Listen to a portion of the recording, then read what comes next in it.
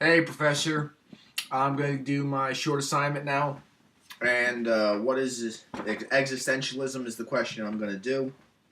And I believe the definition that we came to in class was it's a philosophical theory that emphasizes the existence of the individual person. It revolves around the idea that humanity has lost its way, and that, at least is what we came to as a conclusion in class, was that it had to do with the fact that we have become materialistic. Um, Existentialism describes humanity as being homelessness, um, even though the us being materialistic is not the main reason for why we are. Um, Existentialism is the exploration of what it means for us to be limited. So our dealings with death, and to deal with a world that is rapidly changing around us. What we said in class, at least I did, I don't remember if we put it in the notes or not, that existentialism is the looking of what it means to be human at a fundamental level. I know there was kind of some gray area there. But that was, to me, is looking at myself and going, okay, what is the deep thinking I can do about myself? Am I a rational being? I know we touched on that, whether we could say that I'm a rational, irrational being.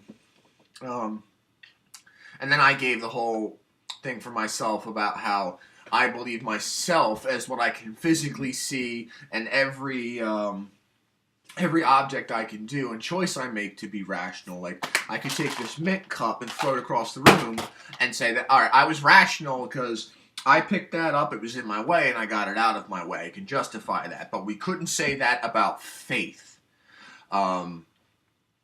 Because I don't believe that my faith is something I can control. I believe there's something else out there for me, but I can't justify it on, like, I can touch it kind of thing, you know. Um, and existentialism is really, to me, just what does it mean to be me, and the way that I work. If existentialism really believes that the reason we are the way we are is because we've become materialistic, I would agree with that. From a historical standpoint, we've never had so much. I think the example that I used in class was us being materialistic of how, the new iPhone comes out, every year and a half, and we have a phone, but we're going to go get the new phone because, for the sake of it's new. And we don't do that anymore. It's like we got to have the new stuff. Whereas, at least from an existentialist point of view, I would go, it's not really rational. I have it. I have something else that works. I'm not going to go get something that does the same thing, but it's just newer. What was one of the other things we said here? Yeah, it revolves around it that we've lost our way, us being materialistic. But a literal definition from one of the books that I've had from another class is that it emphasizes the existence of the individual person as a free and responsible agent determining their own development through acts of will. So that's the literal definition that I got from it. And I can kind of see it. I just think it's a little loose about it.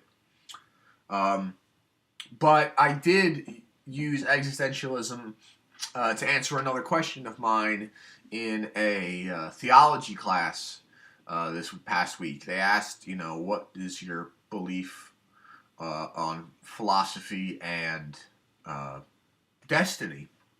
And I thought about it for a minute, and I thought about, if existentialism, relies on or asks the question, are we irrational or rational beings? Can the rational human being consider destiny as, something that they can understand? I don't think an existentialist would look at a destiny and believe that it's something that they're in control of, whether they even acknowledge that there's a destiny at all. But that's for another time. But I'm just answering the question of basically, what is existentialism? And to me, it is just looking at myself and saying, can I justify my own actions? And what does it mean to be human? And if I have lost my way and society as a whole has lost my way, how can we get back to that point? So that's my answer for this question, because we're still kind of learning about it. So I'll see you in class.